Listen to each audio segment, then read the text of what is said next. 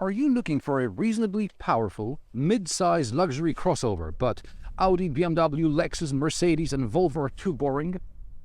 And you don't need the off-road capabilities of a Range Rover either. Do you remember that Jaguar also makes a car that fits the bill? No? Well, I didn't remember either, and I actually attended the launch event in 2016. Behold the Jaguar F-Pace.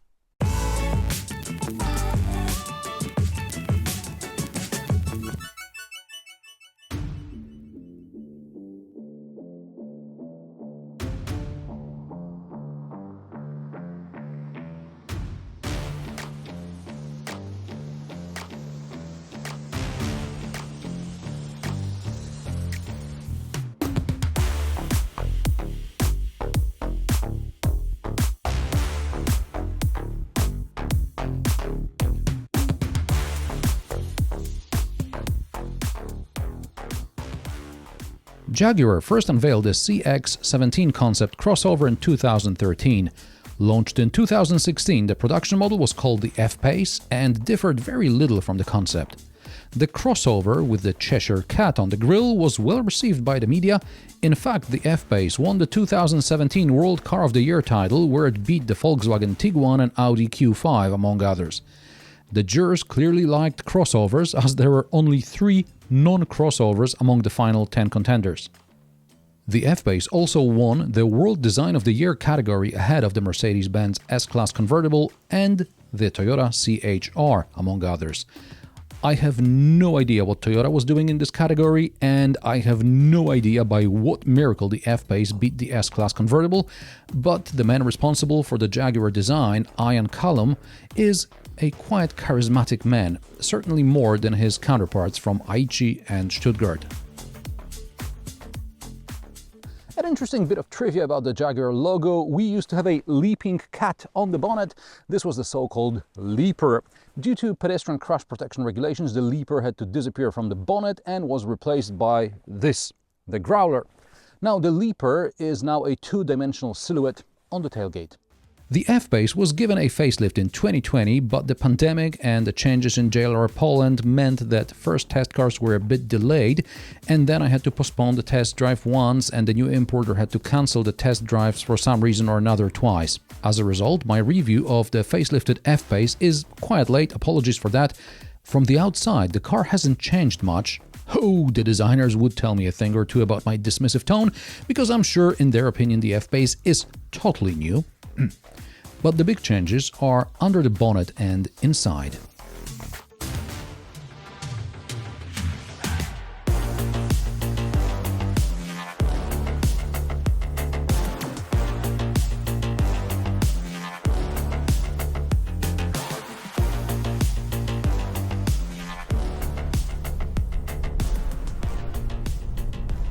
I'll start with the engine lineup. There's a choice of 2 and 3 liter diesels with output ranging from 163 to 300 horsepower. The least powerful diesel has not been electrified, but the 3 liter units available in Europe are mild hybrids. In some markets, there is also a 300 horsepower diesel without a mild hybrid.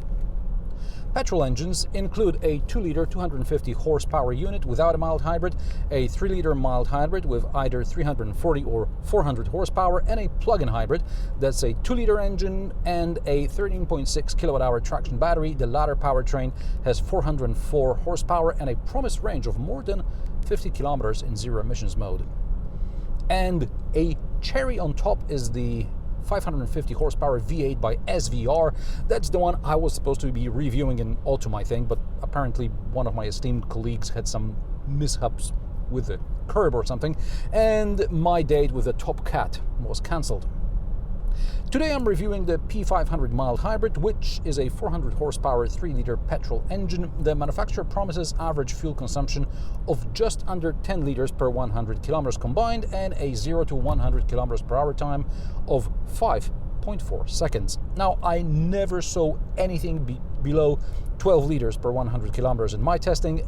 Perhaps on summer tires and on a warmer day it would have been possible to get a slightly better result.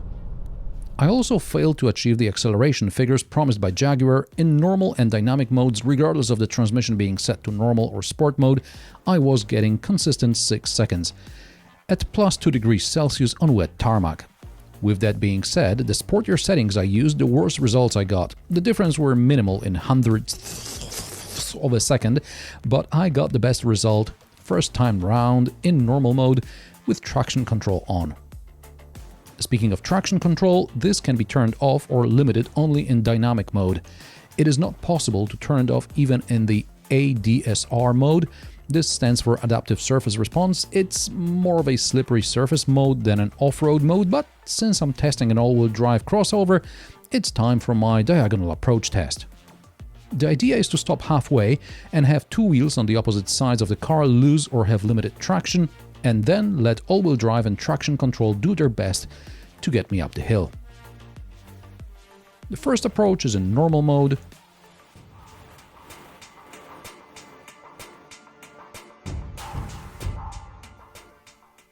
The second approach is in ADSR mode.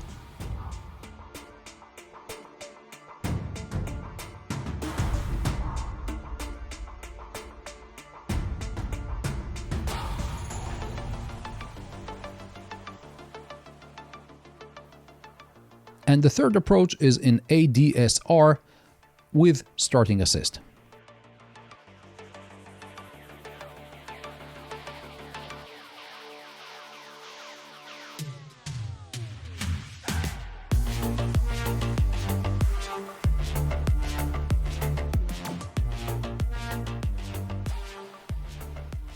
I'm surprised at how easily the F-Pace dealt with this obstacle.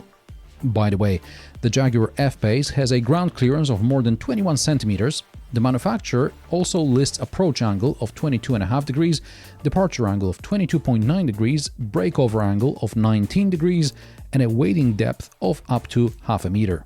I don't expect the average F-Pace buyer to ever use half of its capabilities on terrain more difficult than a snowy parking lot.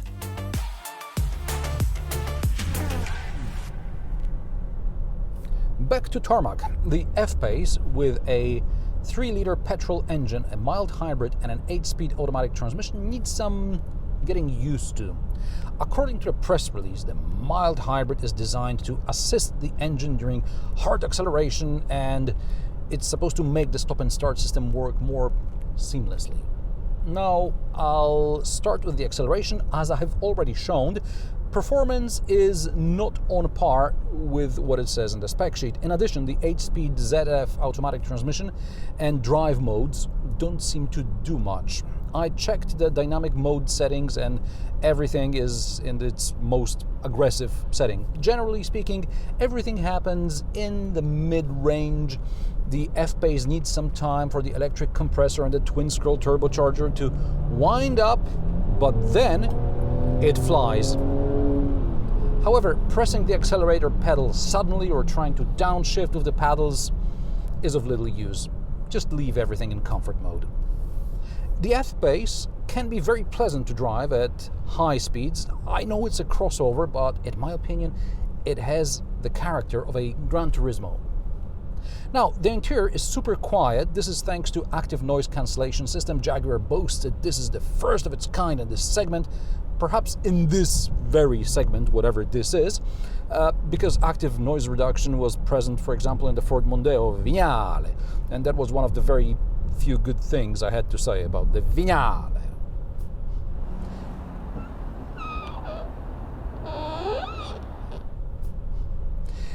Now, in low rev range, the F-Pace can be a bit jerky, as if the transmission sort of decides, oh, it might want to drop a gear or two. In city traffic, it's absolutely unnecessary, and you need to be gentle with the accelerator. The brakes are very effective, but be careful when stopping in traffic. Auto hold is activated by pressing the brake harder, but then releasing it in combination with restarting of the engine causes an unpleasant jerk. I had a similar experience in the Range Rover Sport with the same engine. Either turn off stop and start or don't use auto hold, which somewhat contradicts the idea of a luxury, sophisticated car. The steering has variable ratio and is electrically assisted, so don't expect much feedback, but the F-Pace handles like it's on rails and the traction control didn't intervene once despite wet, slippery roads and me being a general idiot trying to upset the car's balance.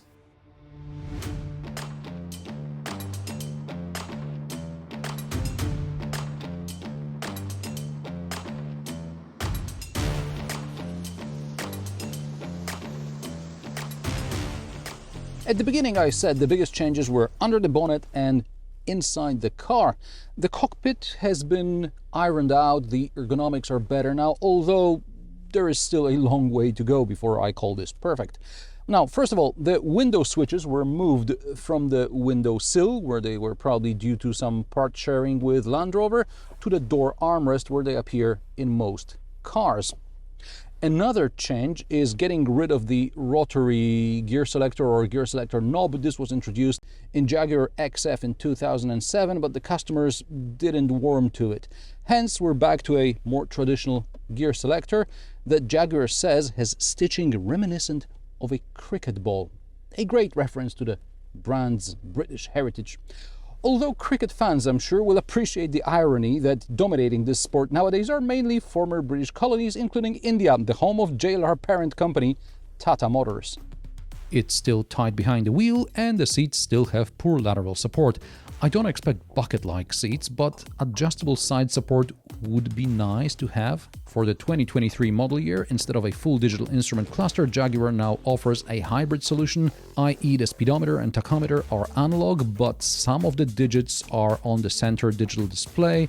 It would even look good if it weren't for the top part of the ring of the analog dials which go over the screen. At night you can see the ring is too long, and I don't know why they couldn't have shortened it by a couple of millimeters. Once you see it, you can't unsee it. You're welcome. In the middle of the cockpit we have the 11.4-inch display for the PV Pro infotainment system. Jaguar boasts that 90% of the most frequently used functions can be reached with 2 or less taps. BMW. It's a shame, however, that such a large display is not put to good use, for example, to operate Android Auto. BMW splits the screen and I have simultaneous view of, for example, map and the media player, while here I have to click between one and the other. In addition, Android Auto is supposed to be wireless, but there are times when I have to use the USB cable to reconnect, and I had similar problems in other JLR cars with this system. The door pockets are large, the cup holders seem to be for American XL drinks, storage under the armrest is miniature and the glove box is also small. There is a wireless charger, and I like that climate control knobs and buttons are not on the infotainment screen. I also appreciate that the button to turn on the steering wheel heater is on the steering wheel, not on the screen. What I'm not a fan of is the changing of the function of the volume knob on the steering wheel to control the contents of the onboard computer. The doors cover the sills. That's a plus. There is good legroom and headroom in the rear. Now, the electrically adjustable backrest angle is a bit of an overkill in my opinion. It's not the full-size Range Rover to offer such an option, especially since the range of adjustment is modest at best. Now, the door pockets are quite small. Fortunately, there are cup holders in the armrest and the backrest splits 40-20-40. The side seats are heated, there are air vents and USB ports, but 4-zone climate control is an option. The boot capacity of JLR cars is often overstated because the manufacturer likes to quote results to the roof rather than VDA to the window line. Fortunately, in the Polish specification, someone came to their senses and put 503 liters, which is more or less what I measured above the floor up to the parcel shelf. The more than 750 liters in factory spec sheet probably takes into account the capacity to the roof and with storage under the floor after getting rid of the foam inserts. Meanwhile, the parcel shelf fits between the inserts. You have to wiggle it a bit to get it right, but it fits. Too bad there is no hook to hang the double floor open. It's just a piece of string and a plastic hook. Is that too much to ask for? It's not like Jaguar is trying to keep the lowest price on the market. And boy, Jaguar isn't cheap. The F-Pace starts at €65,700. That's 13,000 euro more than the entry-level BMW X3. The P400 starts at 95,900 euro, that's 20 grand more than the X3 M40i, which has better performance despite being less powerful, and it has a larger boot as well. Even if we take into account the Jaguar's generous standard equipment level, this car is still some 15 grand more expensive than a comparably spec'd BMW X3. This very test example of the Jaguar F-Pace P400 costs 105,000 euro.